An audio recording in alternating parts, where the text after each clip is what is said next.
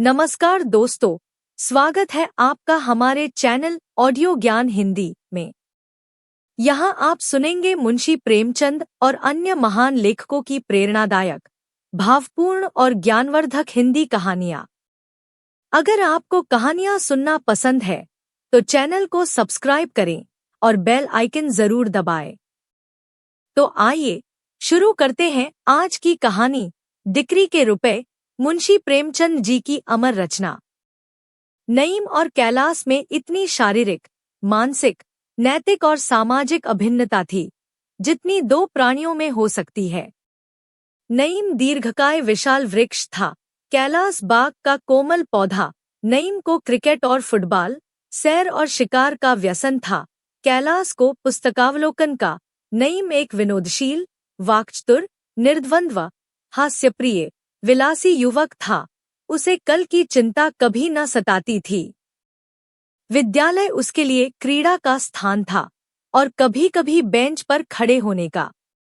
इसके प्रतिकूल कैलाश एक एकांत प्रिय, आलसी, व्यायाम से कोसों भागने वाला, आमोद प्रमोद से दूर रहने वाला, चिंताशील, आदर्शवादी जीव था। वह भविष्य की कल्पनाओं से विकल रहता था। नईम एक सुखसंपन्न, उच्च पदाधिकारी पिता का एकमात्र पुत्र था। कैलाश एक साधारण व्यवसायी के कई पुत्रों में से एक। उसे पुस्तकों के लिए काफी धन न मिलता था, मांग जांच कर काम निकाला करता था। एक के लिए जीवन आनंद का स्वप्न था और दूसरे के लिए विपत्तियों का बोझ। पर इतनी विषमताओं के होते हुए भी उन दोनों में घनिष्ठ मैत्री और निःस्वार्थ विशुद्ध प्रेम था। कैलाश मर जाता पर नईम का अनुग्रह पात्र न बनता और नईम मर जाता पर कैलाश से बेअदबी न करता। नईम की खातिर से कैलाश कभी-कभी स्वच्छ निर्मल वायु का सुख उठा लिया करता। कैलाश की खातिर से नईम भी कभी-कभी भविष्य के स्वप्न देख लिया करता था। नईम के लिए राज्यपद का द्वार खुला हुआ था, भविष्य कोई अपार सागर न था। कैलाश को अपने हाथों कुआं खोदकर पानी पीना था, भविष्य एक भीषण संग्राम था जिसके स्मरण मात्र से उसका चित्त अशांत हो उठता था। कॉलेज से निकलने के बाद नईम को शासन विभाग में एक उच्च पद प्राप्त हो गया, यद्यपि वह तीसरी श्रेणी में पास हुआ था। कैलाश प्रथम श्रेणी में पास हुआ था, किंतु उसे बरसों एड़ियां रगड़ने, खाक छानने और कुएं झाँकने पर भी कोई काम न मिला। यहाँ तक कि विवश होकर उसे अपनी कलम का आश्रय लेना पड़ा। उसने एक समाचार पत्र निकाला। एक ने राज्याधिकार का रास्ता लिया जिसका लक्ष्य धन था और दूसरे ने सेवा मार्ग का सहारा लिया जिसका परिणाम ख्याति और कष्ट और कभी-कभी कारागार होता है। नईम को उसके दफ्तर के बाहर कोई न जानता था, किंतु वह बंगले में रहता, हवागाड़ी पर हवा खाता, थिएटर देखता और गर्मियों में नैनीताल की सैर करता था। कैलाश को सारा संसार जानता था, पर उसके रहने का मकान कच्चा था, सवारी के लिए अपने पाँव, बच्चों के लिए दूध भी मुश्किल से मिलता, साग भाजी में काटकपट करना पड़ता था। नईम के लिए सबसे बड़े सौभाग्य की बात यह थी कि उसके केवल एक पुत्र था, पर कैलाश के लिए सबसे बड़े दुर्भाग्य की बात उसकी संतान वृद्धि थी, जो उसे पनपने न देती थी। दोनों मित्रों में पत्र व्यवहार होता रहता था। कभी-कभी दोनों में मुलाकात भी हो जाती थी। नईम कहता था, यार, तुम ही मजे में हो, देश और जाति की कुछ सेवा तो कर रहे हो। यहाँ तो पेट पूजा के सिवा और किसी काम के न हुए। पर यह पेट पूजा उसने कई दिनों की कठिन तपस्या से हृदयंगम कर पाई थी और उसके प्रयोग के लिए अवसर ढूंढता रहता था। कैलाश खूब समझता था कि यह केवल नईम की विनयशीलता है। यह मेरी कुत्सा से दुखी होकर मुझे इस उपाय से सांत्वना देना चाहता है, इसलिए यह अपनी वास्तविक स्थिति को उससे छिपाने का विफल प्रयत्न किया करता था। विष्णुपुर की रियासत में हाहाकार मचा हुआ था। रियासत का मैनेजर अपने बंगले में ठीक दोपहर के समय सैकड़ों आदमियों के सामने कत्ल कर दिया गया था। यद्यपि खूनी भाग गया था, पर अधिकारियों को संदेह था कि कुंवर साहब की दुष्प्रेरणा से ही यह हत्याभिनय हुआ है। कुंवर साहब अभी बालिग न हुए थे। रियासत का प्रबंध कोर्ट ऑफ वार्ड द्वारा होता था। मैनेजर पर कुंवर साहब की देखरेख का भार भी था। विलासप्रिय कुंवर को मैनेजर का हस्तक्षेप बहुत ही बुरा मालूम होता था। दोनों में बरसों से मनमुटाव था। यहाँ तक कि कई बार प्रत्यक्ष कटु वाक्यों की नौबत भी आ पहुंची थी। अतएव कुंवर साहब पर संदेह होना स्वाभाविक ही था। इस घटना का अनुसंधान करने के लिए जिले के हाकिम ने मिर्जा नईम को नियुक्त किया। किसी पुलिस कर्मचारी द्वारा तहकीकात कराने में कुंवर साहब के अपमान का भय था। नईम को अपने भाग्य निर्माण का स्वर्ण सुयोग प्राप्त हुआ। वह न त्यागी था न ज्ञानी। सभी उसके चरित्र की दुर्बलता से परिचित थे। अगर कोई न जानता था तो हुक्काम लोग। कुंवर साहब ने मुहमांगी मुराद पाई। नईम जब विष्णुपुर पहुंचा तो उसका असामान्य आदर सत्कार हुआ। भेंटें चढ़ने लगीं। अर्दली से चपरासी, पेशकार, साइस, बाबरची, खिदमतगार तक सभी के मुंह तर और मुट्ठियां गरम होने लगी। कुंवर साहब के हवालिम वाली रात दिन घेरे रहते, मानो दामाद ससुराल आया हो। एक दिन प्रातःकाल कुंवर साहब की माता आकर नईम के सामने अपना हाथ बांधकर खड़ी हो गई। नईम लेटा हुआ हुक्का पी रहा था। तब संयम और वैधव्य की यह तेजस्वी प्रतिमा देखकर उठ बैठा। रानी उसकी ओर वात्सल्यपूर्ण लोचनों से देखती हुई बोली, हुजूर, मेरे बेटे का जीवन आपके हाथ में है। आप ही उसके भाग्य विधाता हैं। आपकी उसी माता की सौगंध है जिसके आप सुयोग्य पुत्र हैं। मेरे लाल की रक्षा कीजिएगा। मैं तन, मन, धन आपके चरणों पर अर्पण करती हूँ। स्वार्थ ने दया के संयोग से नईम को पूर्ण रीति से वशीभूत कर लिया। उन्हीं दिनों कैलाश नईम से मिलने आया।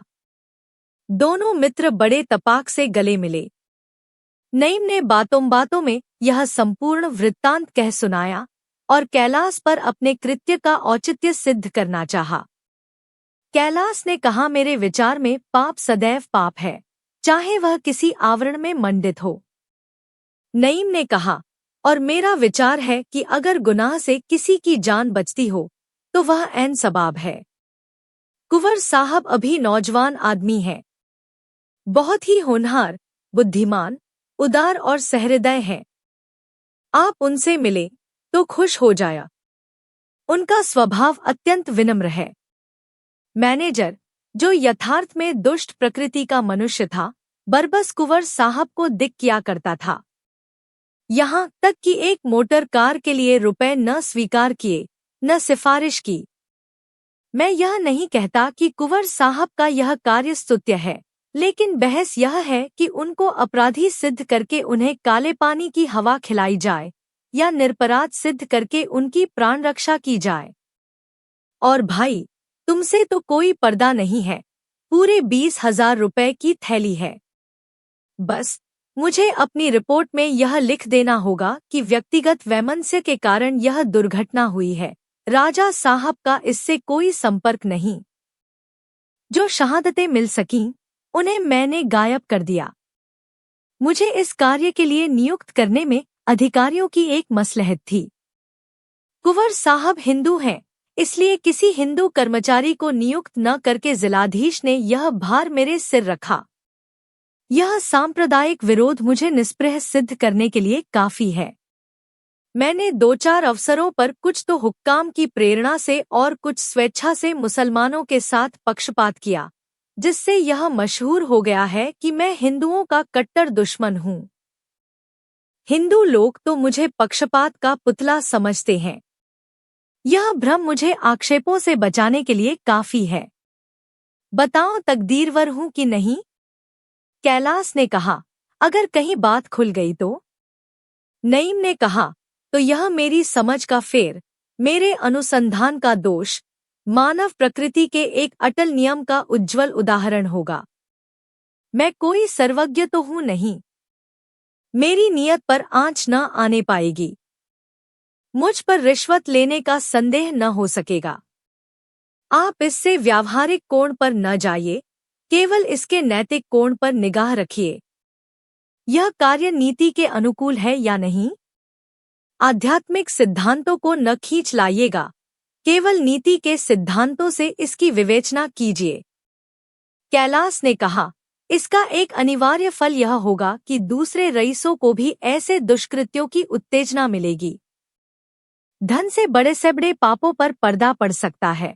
इस विचार के फैलने का फल कितना भयंकर होगा, इसका आप स्वयं अनुमान कर सकते हैं। नईम ने कहा, जी नहीं, मैं यह अनुमान नहीं कर सकता। रिश्वत अब भी 90% अभियोगों पर पर्दा डालती है। फिर भी पाप का भय प्रत्येक हृदय में है। दोनों मित्रों में देर तक इस विषय पर तर्क वितर्क होता रहा, लेकिन कैलास का न्याय विचार नईम के हास्य और व्यंग्य से पेश न पा सका। विष्णुपुर के हत्याकांड पर समाचार पत्रों में आलोचना होने लगी। सभी पत्र एक स्वर से राय साहब को ही लांछित करते और गवर्नमेंट को राजा साहब से अनुचित पक्षपात करने का दोष लगाते थे, लेकिन इसके साथ यह भी लिख देते थे कि अभी यह अभियोग विचाराधीन है, इसलिए इस पर टीका नहीं की जा सकती। मिर्जा नईम ने अपनी खोज को सत्य का रूप देने के लिए पूरा 1 महीना व्यतीत किया। जब उनकी रिपोर्ट प्रकाशित हुई तो राजनीतिक क्षेत्र में विप्लव मच गया। जनता के संदेह की पुष्टि हो गई। कैलास के सामने अब एक जटिल समस्या उपस्थित हुई। अभी तक उसने इस विषय पर एकमात्र मौन धारण कर रखा था। वह यह निश्चय न कर सकता था कि क्या लिखूं। गवर्नमेंट का पक्ष लेना अपनी अंतरात्मा को पद्दलित करना था, आत्मस्वातंत्र्य का बलिदान करना था। पर मौन रहना और भी अपमानजनक था। अंत में जब सहयोगियों में 2-4 ने उसके ऊपर सांकेतिक रूप से आक्षेप करना शुरू किया कि उनका मौन निरर्थक नहीं है, तब उसके लिए तटस्थ रहना असह्य हो गया। उसके वैयक्तिक तथा जातीय कर्तव्य में घोर संग्राम होने लगा। उस मैत्री को जिसके अंकुर 25 वर्ष पहले हृदय में अंकुरित हुए थे और अब जो एक सघन विशाल वृक्ष का रूप धारण कर चुकी थी, हृदय से निकालना, हृदय को चीरना था। वह मित्र जो उसके दुख में दुखी और सुख में सुखी होता था, जिसका हृदय नित्य उसकी सहायता के लिए तत्पर रहता था, जिसके घर में जाकर वह अपनी चिंताओं को भूल जाता था, जिसके दर्शन मात्र ही से उसे आश्वासन, दृढ़ता तथा मनोबल प्राप्त होता था, उसी मित्र की जड़ खोदनी पड़ेगी। वह बुरी सायत थी जब मैंने संपादकीय क्षेत्र में पदार्पण किया, नहीं तो आज इस धर्म संकट में क्यों पड़ता। कितना घोर विश्वासघात होगा। विश्वास मैत्री का मुख्य अंग है। नईम ने मुझे अपना विश्वासपात्र बनाया है, मुझसे कभी पर्दा नहीं रखा। उसके उन गुप्त रहस्यों को प्रकाश में लाना उसके प्रति घोर अन्याय होगा। नहीं, मैं मैत्री को कलंकित न करूंगा, उसकी निर्मल कीर्ति पर धब्बा न लगाऊंगा, मैत्री पर वज्राघात न करूंगा। ईश्वर वह दिन न लाए कि मेरे हाथों नईम का अहित हो। मुझे पूर्ण विश्वास है कि यदि मुझ पर कोई संकट पड़े तो नईम मेरे लिए प्राण तक दे देने को तैयार हो जाएगा। उसी मित्र को मैं संसार के सामने अपमानित करूं, उसकी गर्दन पर कुठार चलाऊं। भगवान मुझे वह दिन न दिखाना। लेकिन जातीय कर्तव्य का पक्ष भी निरस्त्र न था। पत्र का संपादक परंपरागत नियमों के अनुसार जाति का सेवक है। वह जो कुछ देखता है, जाति की विराट दृष्टि से देखता है। वह जो कुछ विचार करता है, उस पर भी जातीयता की छाप लगी होती है। नित्य जाति के विस्तृत विचार क्षेत्र में विचरण करते रहने से व्यक्ति का महत्व दृष्टि में अत्यंत संकीर्ण हो जाता है। वह व्यक्ति को क्षुद्र, तुच्छ, नगण्य कहने लगता है। व्यक्ति को जाति पर बलि देना उसकी नीति का प्रथम अंग है। यहाँ तक कि बहुधा अपने स्वार्थ को भी जाति पर वार देता है। उसके जीवन का लक्ष्य महान आत्माओं का अनुगामी होता है, जिन्होंने राष्ट्रों का निर्माण किया है। उनकी कीर्ति अमर हो गई है, जो दलित राष्ट्रों के उद्धारक हो गए हैं। वह यथाशक्ति कोई काम ऐसा नहीं कर सकता जिससे उसके पूर्वजों की उज्ज्वल विरुदावली में कालिमा लगने का भय हो। कैलास राजनीतिक क्षेत्र में बहुत कुछ यश और गौरव प्राप्त कर चुका था। उसकी सम्मति आदर की दृष्टि से देखी जाती थी। उसके निर्भीक विचारों ने, उसकी निष्पक्ष टीकाओं ने उसे संपादक मंडली का प्रमुख नेता बना दिया था। अतएव इस अवसर पर मैत्री का निर्वाह केवल उसकी नीति और आदर्श ही के विरुद्ध नहीं, उसके मनोगत भावों के भी विरुद्ध था। इसमें उसका अपमान था, आत्मपतन था, भीरुता थी। यह कर्तव्यपथ से विमुख होना और राजनीतिक क्षेत्र में सदैव के लिए बहिष्कृत हो जाना था। एक व्यक्ति की, चाहे वह मेरा कितना ही आत्मीय क्यों न हो, राष्ट्र के सामने क्या हस्ती है। नईम के बनने या बिगड़ने से राष्ट्र पर कोई असर न पड़ेगा, लेकिन शासन की निरंकुशता और अत्याचार पर पर्दा डालना राष्ट्र के लिए भयंकर सिद्ध हो सकता है। उसे इसकी परवाह न थी कि मेरी आलोचना का प्रत्यक्ष कोई असर होगा या नहीं। संपादक की दृष्टि में अपनी सम्मति सिंहनाद के समान प्रतीत होती है कि मेरी लेखनी शासन को कंपायमान कर देगी, विश्व को हिला देगी। शायद सारा संसार मेरी कलम की सरसराहट से थर्रा उठेगा। मेरे विचार प्रकट होते ही युगांतर उपस्थित कर देंगे। नईम मेरा मित्र है, किंतु राष्ट्र मेरा इष्ट है। मित्र के पद की रक्षा के लिए क्या अपने इष्ट पर प्राणघातक आघात करूं? कई दिनों तक कैलास के व्यक्तिगत और संपादक के कर्तव्यों में संघर्ष होता रहा। अंत को जाति ने व्यक्ति को परास्त कर दिया। उसने निश्चय किया कि मैं इस रहस्य का यथार्थ स्वरूप दिखा दूंगा, शासन के अनुत्तरदायित्व को जनता के सामने खोलकर रख दूंगा, शासन विभाग के कर्मचारियों की स्वार्थलोलुपता का नमूना दिखा दूंगा, दुनिया को दिखा दूंगा कि सरकार किन की आंखों से देखती है, किन के कानों से सुनती है। उसकी अक्षमता, उसकी अयोग्यता और उसकी दुर्बलता को प्रमाणित करने का इससे बढ़कर और कौन सा उदाहरण मिल सकता है। नईम मेरा मित्र है तो हो, जाति के सामने वह कोई चीज नहीं है। उसकी हानि के भय से मैं राष्ट्रीय कर्तव्य से क्यों मुंह फेरूं, अपनी आत्मा को क्यों दूषित करूं, अपनी स्वाधीनता को क्यों कलंकित करूं। आह प्राणों से प्रिय नईम, मुझे क्षमा करना। आज तुम जैसे मित्ररत्न को मैं अपने कर्तव्य की वेदी पर बलि चढ़ाता हूं। मगर तुम्हारी जगह अगर मेरा पुत्र होता तो उसे भी इसी कर्तव्य की बलिवेदी पर भेंट कर देता। दूसरे दिन कैलास ने इस घटना की मीमांसा शुरू की। जो कुछ उसने नईम से सुना था वह सब एक लेखमाला के रूप में प्रकाशित करने लगा। घर का भेदी लंका ढाहे। अन्य संपादकों को जहां अनुमान, तर्क और युक्ति के आधार पर अपना मत स्थिर करना पड़ता था और इसलिए वे कितनी ही अनर्गल, अपवादपूर्ण बातें लिख डालते थे, वहां कैलास की टिप्पणियां प्रत्यक्ष प्रमाणों से युक्त होती थीं। वह पतेप्ते की बातें कहता था और उस निर्भीकता के साथ जो दिव्य अनुभव का निर्देश करती थी। उसके लेखों में विस्तार कम पर सार अधिक होता था। उसने नईम को भी न छोड़ा, उसकी स्वार्थलिप्सा का खूब खाका उड़ाया। यहाँ तक कि वह धन की संख्या भी लिख दी जो इस कुत्सित व्यापार पर पर्दा डालने के लिए उसे दी गई थी। सबसे मजे की बात यह थी कि उसने नईम से एक राष्ट्रीय गुप्तचर की मुलाकात का भी उल्लेख किया, जिसने नईम को रुपए लेते हुए देखा था। अंत में गवर्नमेंट को भी चैलेंज दिया कि जो उसमें साहस हो तो मेरे प्रमाणों को झूठा साबित कर दे। इतना ही नहीं, उसने वह वार्तालाप भी अक्षरशः प्रकाशित कर दिया जो उसके और नईम के बीच हुआ था। रानी का नईम के पास आना, उसके पैरों पर गिरना, कुंवर साहब का नईम के पास नाना प्रकार के तोहफे लेकर आना, इन सभी प्रसंगों ने उसके लेखों में एक जासूसी उपन्यास का मजा पैदा कर दिया। इन लेखों ने राजनीतिक क्षेत्र में हलचल मचा दी। पत्र संपादकों को अधिकारियों पर निशाने लगाने के ऐसे अवसर बड़े सौभाग्य से मिलते हैं। जगह जगह शासन की इस करतूत की निंदा करने के लिए सभाएं होने लगी। कई सदस्यों ने व्यवस्थापक सभा में इस विषय पर प्रश्न करने की घोषणा की। शासकों को कभी ऐसी मुंह की न खानी पड़ी थी। आखिर उन्हें अपनी मानरक्षा के लिए इसके सिवा और कोई उपाय न सूझा कि वे मिर्जा नईम को कैलाश पर मानहानि का अभियोग चलाने के लिए विवश करें। कैलाश पर इस्तरासा दायर हुआ। मिर्जा नईम की ओर से सरकार पैरवी करती थी। कैलाश स्वयं अपनी पैरवी कर रहा था।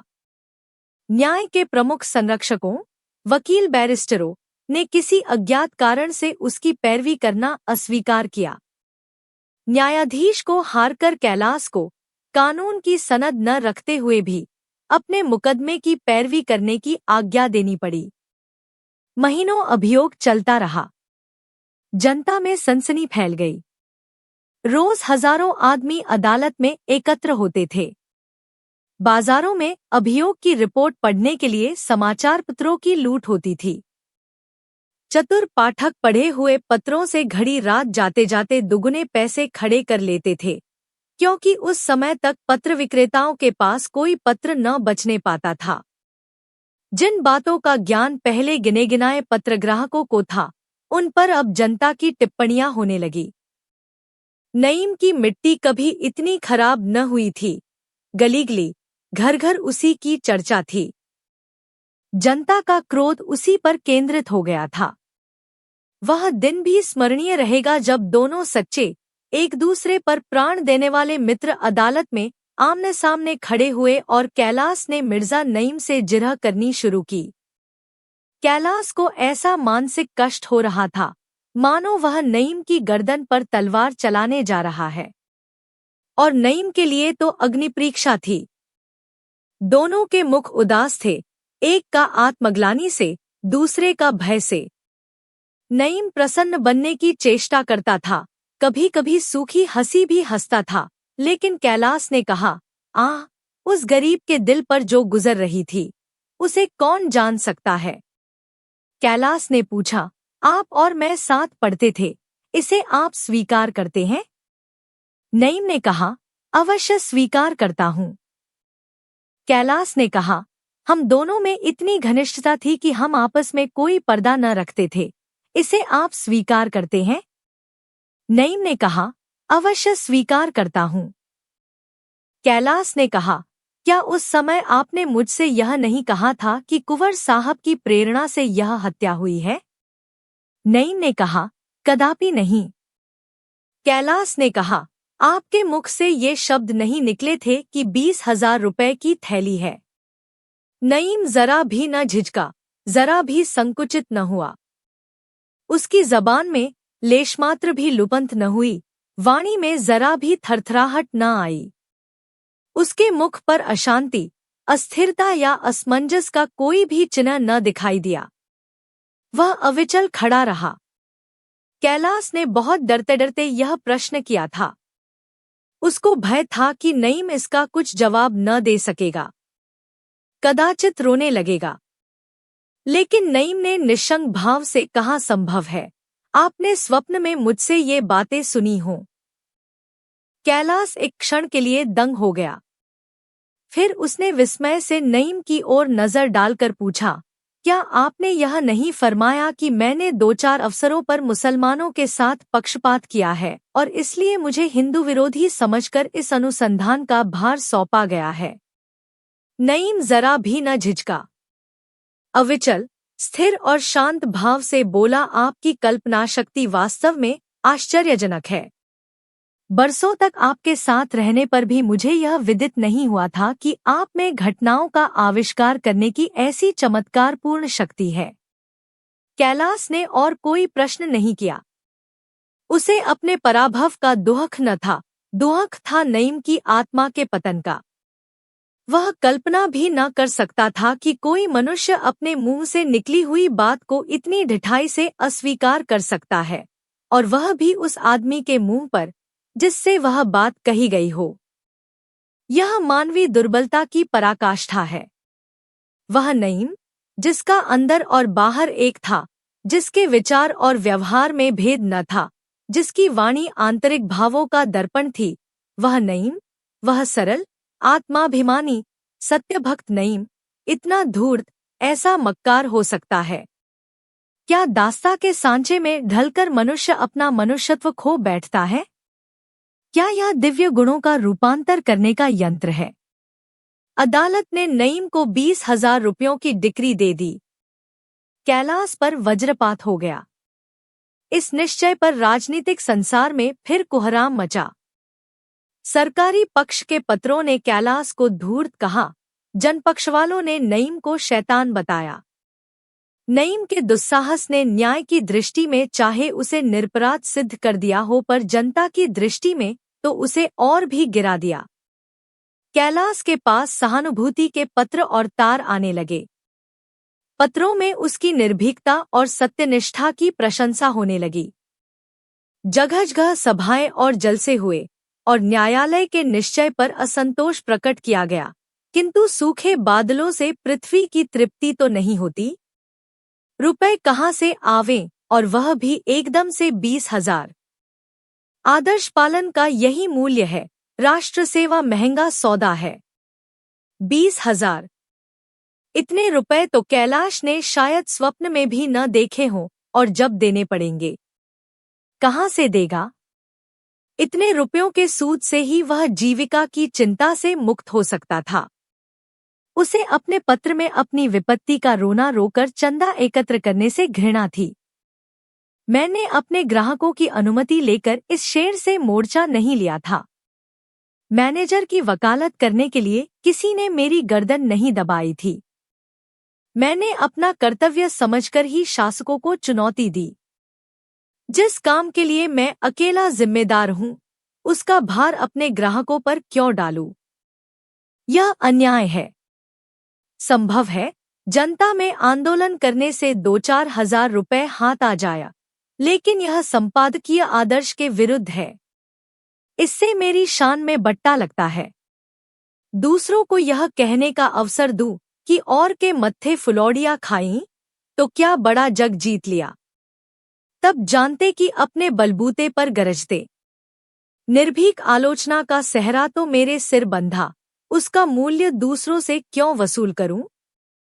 मेरा पत्र बंद हो जाए, मैं पकड़कर कैद किया जाऊं, मेरा मकान कुर्क कर लिया जाए, बर्तन भांडे नीलाम हो जाया, यह सब मुझे मंजूर है। जो कुछ सिर पड़ेगी भुगत लूंगा, पर किसी के सामने हाथ न फैलाऊंगा।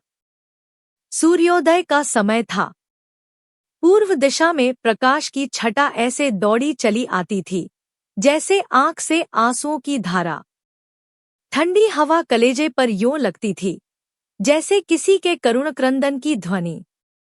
सामने का मैदान दुखी हृदय की भांति ज्योति के बाणों से बिंध रहा था। घर में वह निस्तब्धता छाई थी जो गृहस्वामी के गुप्त रोदन की सूचना देती है। न बालकों का शोरगुल और न माता की शांति प्रसारिणी शब्द ताड़ना। जब दीपक बुझ रहा हो तो घर में प्रकाश कहाँ से आए? यह आशा का प्रभाव नहीं, शोक का प्रभाव था, क्योंकि आज ही कुरकज़मीन कैलाश की संपत्ति को नीलाम करने के लिए आने वाला था।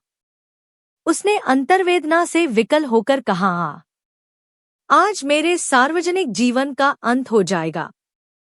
जिस भवन का निर्माण करने में अपने जीवन के 25 वर्ष लगा दिए, वह आज नष्ट-भ्रष्ट हो जाएगा।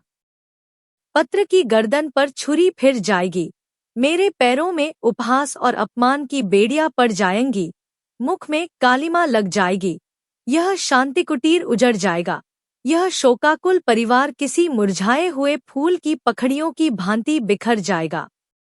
संसार में उसके लिए कहीं आश्रय नहीं है। जनता की स्मृति चिरस्थायी नहीं होती, अल्पकाल में मेरी सेवाएं विस्मृति के अंधकार में लीन हो जाएंगी। किसी को मेरी सुध भी न रहेगी, कोई मेरी विपत्ति पर आंसू बहाने वाला भी न होगा। सहसा उसे याद आया कि आज के लिए अभी अग्रलेख लिखना है। आज अपने सुहृद पाठकों को सूचना दो कि यह इस पत्र के जीवन का अंतिम दिवस है। उसे फिर आपकी सेवा में पहुंचने का सौभाग्य न प्राप्त होगा। हमसे अनेक भूलें हुई होंगी, आज हम उनके लिए आपसे क्षमा मांगते हैं। आपने हमारे प्रति जो संवेदना और सुहृदयता प्रकट की है, उसके लिए हम सदैव आपके कृतज्ञ रहेंगे। हमें किसी से कोई शिकायत नहीं है। हमें इस अकाल मृत्यु का दुख नहीं है, क्योंकि वह सौभाग्य उन्हीं को प्राप्त होता है जो अपने कर्तव्य पथ पर अविचल रहते हैं। दुख यही है कि हम जाति के लिए इससे अधिक बलिदान करने में समर्थ न हुए। इस लेख को आदि से अंत तक सोचकर वह कुर्सी से उठा ही था कि किसी के पैरों की आहट मालूम हुई। गर्दन उठाकर देखा तो मिर्जा नईम था। वही हंसमुख चेहरा, वही मृदु मुस्कान, वही क्रीड़ामय नेत्र। आते ही कैलाश के गले से लिपट गया। कैलाश ने गर्दन छुड़ाते हुए कहा, क्या मेरे घाव पर नमक छिड़कने, मेरी लाश को ठुकराने आए हो? नईम ने उसकी गर्दन को और जोर से दबाकर कहा, और क्या, मोहब्बत के यही तो मजे हैं। कैलाश ने कहा, मुझसे दिल्लगी न करो। भरा बैठा हूं, मार बैठूंगा। नईम की आंखें सजल हो गईं। बोला, आ जालिम, मैं तेरी जबान से यही कटु वाक्य सुनने के लिए तो विकल हो रहा था। जितना चाहे कोसो, खूब गालियां दो, मुझे इसमें मधुर संगीत का आनंद आ रहा है। कैलाश ने कहा, और अभी जब अदालत का कुरकमीन मेरा घरबार नीलाम करने आएगा तो क्या होगा? बोलो, अपनी जान बचाकर तो अलग हो गए। नईम ने कहा, हम दोनों मिलकर खूब तालियां बजाएंगे और उसे बंदर की तरह नचाएंगे। कैलाश ने कहा, तुम अब पिटोगे मेरे हाथों से जालिम, तुझे मेरे बच्चों पर भी दया न आई? नईम ने कहा, तुम भी चले मुझी से जोर आजमाने। कोई समय था जब बाजी तुम्हारे हाथ रहती थी, अब मेरी बारी है। तुमने मौकामहल तो देखा नहीं, मुझ पर पिल पड़े। कैलाश ने कहा, सरासर सत्य की उपेक्षा करना मेरे सिद्धांत के विरुद्ध था। नईम ने कहा, और सत्य का गला घोंटना मेरे सिद्धांत के अनुकूल। कैलाश ने कहा, अभी एक पूरा परिवार तुम्हारे गले मढ़ दूंगा तो अपनी किस्मत को रोओगे। देखने में तुम्हारा आधा भी नहीं हूं, लेकिन संतानोत्पत्ति में तुम जैसे 3 पर भारी हूं। पूरे 7 है, कम न बेश। नईम ने कहा, अच्छा लाओ, कुछ खिलाते पिलाते हो या तकदीर का मरसिया ही गाए जाओगे? तुम्हारे सिर की कसम बहुत भूखा हूं। घर से बिना खाए ही चल पड़ा। कैलाश ने कहा, यहां आज 16 दंड एकादशी। सबके सब शोक में बैठे उसी अदालत के जल्लाद की राह देख रहे हैं। खाने पीने का क्या जिक्र? तुम्हारी बेग में कुछ हो तो निकालो, आज साथ बैठकर खा लें, फिर तो जिंदगी भर का रोना है ही। नईम ने कहा, फिर तो ऐसी शरारत न करोगे? कैलाश ने कहा, वाह, यह तो अपने रोम रोम में व्याप्त हो गई है। जब तक सरकार पशुबल से हमारे ऊपर शासन करती रहेगी, हम उसका विरोध करते रहेंगे। खेद यही है कि अब मुझे इसका अवसर ही न मिलेगा। किंतु तुम्हें 20,000 रुपए में से 20 रुपए भी न मिलेंगे। यहाँ रद्दियों के ढेर के सिवा और कुछ नहीं है। नईम ने कहा, अजी, मैं तुमसे 20,000 रुपए की जगह उसका 5 गुना वसूल कर लूंगा। तुम हो किस फेर में? कैलाश ने कहा, मुंह धो रखिए। नईम ने कहा, मुझे रुपयों की जरूरत है, आओ कोई समझौता कर लो। कैलाश ने कहा, कुंवर साहब के 20,000 रुपए डकार गए, फिर भी अभी संतोष नहीं हुआ। नईम ने कहा, सरकारी कर्मचारियों द्वारा मामला करने में और भी जेरबारी होगी। कैलाश ने कहा, अरे तो क्या मामला कर लूं? यहाँ कागजों के सिवा और कुछ हो भी तो? नईम ने कहा, मेरा ऋण चुकाने भर को बहुत है। अच्छा, इसी बात पर समझौता कर लो कि मैं जो चीज चाहूं ले लूं, फिर रोना मत। कैलाश ने कहा, अजी, तुम सारा दफ्तर सिर पर उठा ले जाओ, घर उठा ले जाओ, मुझे पकड़ ले जाओ और मीठे टुकड़े खिलाओ। कसम ले लो, जो जरा भी चू करूं। नईम ने कहा, नहीं, मैं सिर्फ एक चीज चाहता हूँ, सिर्फ एक चीज। कैलाश के कौतूहल की कोई सीमा न रही। सोचने लगा, मेरे पास ऐसी कौन सी बहुमूल्य वस्तु है, कहीं मुझसे मुसलमान होने को तो न कहेगा। यही एक धर्म, एक चीज है जिसका मूल्य एक से लेकर असंख्य तक रखा जा सकता है। जरा देखो तो हजरत क्या कहते हैं। उसने पूछा, क्या चीज? नईम ने कहा, मिसेस कैलाश से 1 मिनट तक एकांत में बातचीत करने की आज्ञा। कैलाश ने नईम के सिर पर एक चपत जमाकर कहा, फिर वही शरारत? सैकड़ों बार तो देख चुके हो, ऐसी कौन सी इंद्र की अप्सरा है? नईम ने कहा, वह कुछ भी हो, मामला करते हो तो करो, मगर याद रखना, एकांत की शर्त। कैलाश ने कहा, मंजूर है। फिर जो डिक्री के रुपए मांगे गए तो नोच ही खाऊंगा। नईम ने कहा, हाँ मंजूर है। कैलाश ने धीरे से कहा, मगर यार, नाजुक मिजाज स्त्री है, कोई बेहुदा मजाक न कर बैठना। नईम ने कहा, जी, इन बातों में मुझे आपके उपदेश की जरूरत नहीं, मुझे उनके कमरे में ले तो चलिए। कैलाश ने कहा, सिर नीचे किए रहना। नईम ने कहा, अजी, आंखों में पट्टी बांध दो। कैलाश के घर में पर्दा न था। उमा चिंतामगन बैठी हुई थी। सहसा नईम और कैलाश को देखकर चौंक पड़ी। बोली, आइए मिर्जाजी, अब की तो बहुत दिनों में याद किया। कैलाश नईम को वहीं छोड़कर कमरे से बाहर निकल आया, लेकिन पर्दे की आड़ से छिपकर देखने लगा कि इनमें क्या बातें होती हैं। उसे कुछ बुरा ख्याल न था, केवल कौतूहल था। नईम ने कहा, हम सरकारी आदमियों को इतनी फुर्सत कहाँ? डिक्री के रुपए वसूल करने थे, इसीलिए चला आया हूँ। उमा कहाँ तो मुस्करा रही थी, कहाँ रुपए का नाम सुनते ही उसका चेहरा फक हो गया। गंभीर स्वर में बोली, हम लोग स्वयं इसी चिंता में पड़े हुए हैं।